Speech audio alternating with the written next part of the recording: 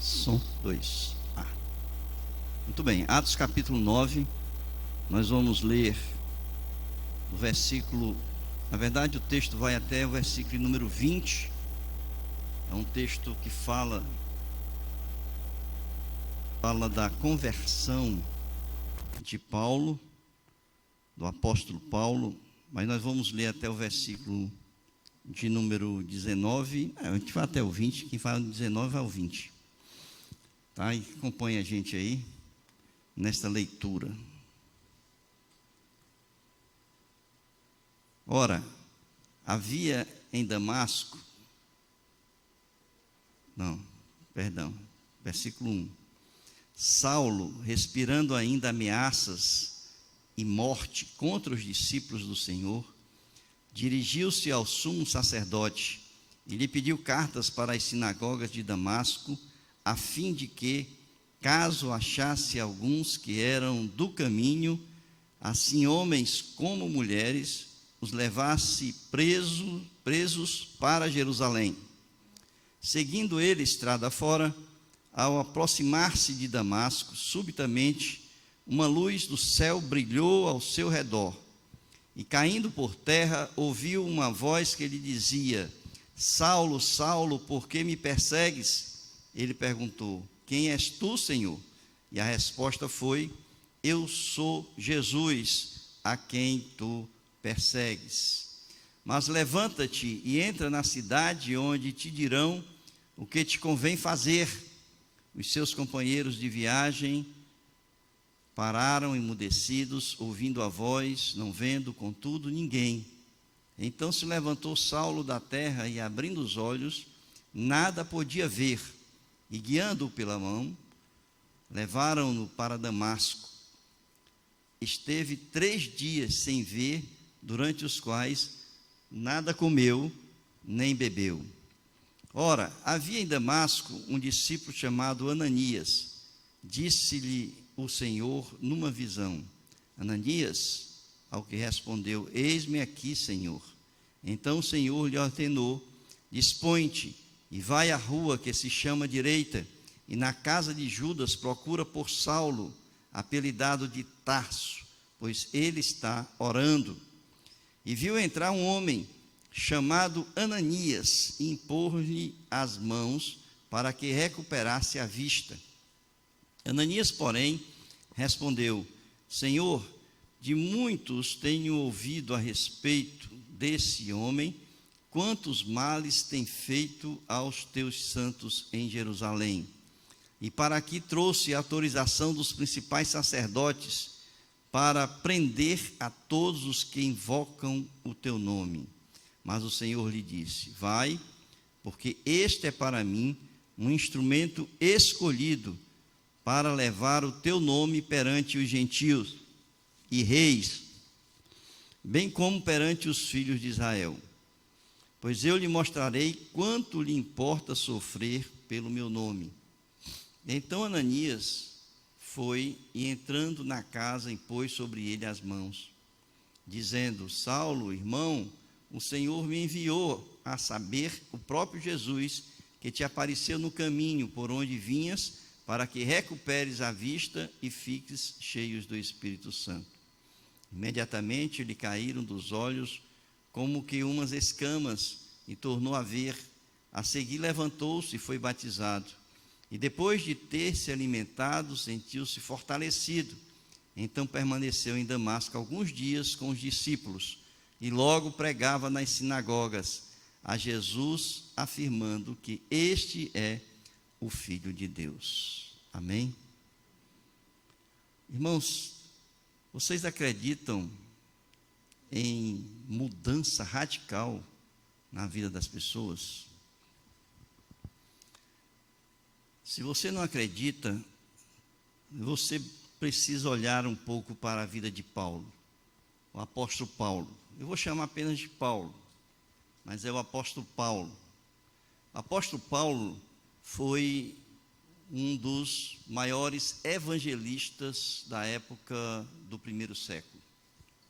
Foi um maior escritor do Novo Testamento. Foi um homem destemido.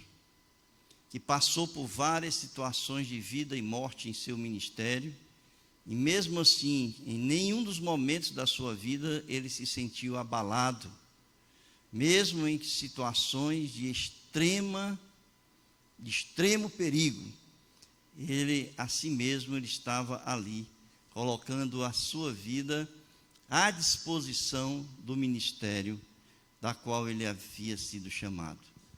Ele levou o evangelho pela Ásia, pela Macedônia, pela Europa, no final do seu ministério, e ali ele estava totalmente entregue à pessoa de Jesus. A gente vai ver que em determinado momento, ele escrevendo na sua carta aos Gálatas, ali no capítulo 2, no versículo 20, ele vai dizer que foi crucificado com Cristo, ou seja, que ele havia morrido, a seu velho homem, a sua velha natureza, a sua forma de ser anterior, havia sido crucificado ali com Cristo. E ele diz: já não sou eu quem vive agora, mas é Cristo quem vive em mim. Olhando para Paulo, a gente pode dizer que qualquer pessoa, independente de quem seja, independente da sua vida, como esta pessoa tem conduzido a sua vida, a gente pode crer que qualquer pessoa é capaz de ser mudada, qualquer pessoa é capaz de ser restaurada, quando nós olhamos para a pessoa de Cristo. Eu sei que tem muitas pessoas que gastam fortunas, dinheiro, para sair muitas vezes de vícios, das drogas, por exemplo. Existem muitas pessoas que se enveredaram pela vida do crime, que muitas pessoas que têm uma natureza invejosa, vamos dizer assim, em relação a outras pessoas, e não sabem muitas vezes como sair dessas situações. Muitas pessoas que são totalmente entregues a uma vida pecaminosa, degradada muitas vezes, e que não têm consciência da sua vida. E essas pessoas, muitas vezes nós olhamos e dizemos que estão perdidas, que não têm mais condições de serem recuperadas.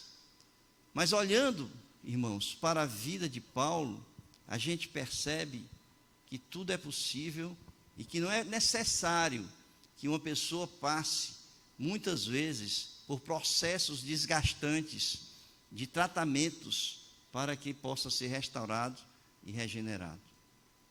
A pessoa de Cristo, ele toca a alma das pessoas. Ele faz com que as pessoas possam ser revividas no aspecto espiritual, mas há uma mudança, uma transformação na alma da pessoa. Porque não se muda uma pessoa numa regeneração, numa restauração, se não houver mudança no contexto emocional, volitivo, da vontade das pessoas. Não há mudança nos homens se não houver mudança na natureza humana da qual foi contaminada pelo pecado.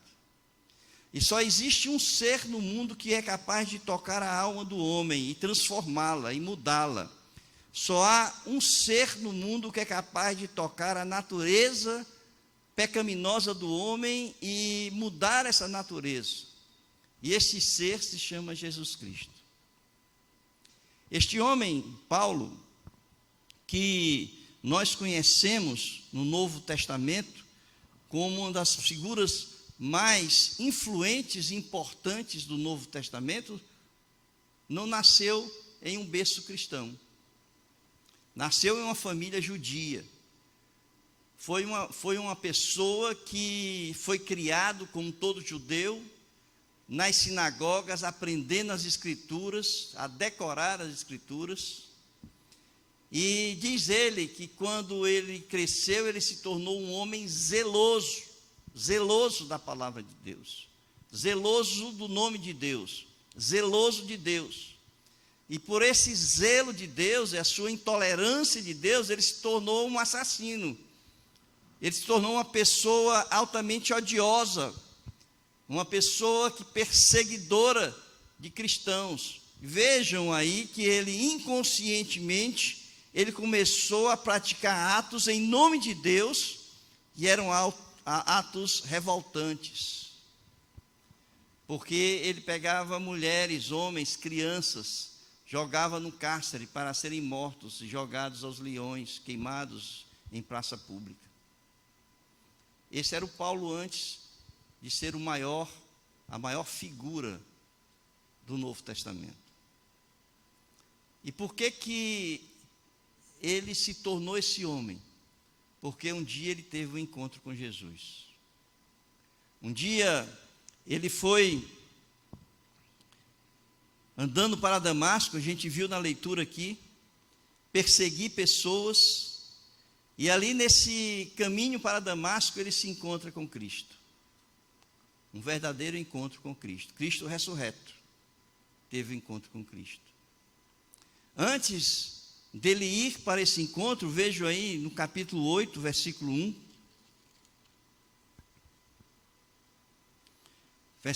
Capítulo 8, versículo 3, que diz: Saulo, porém, assolava a igreja, entrando pelas casas, arrastando homens e mulheres, encerrava-os no cárcere.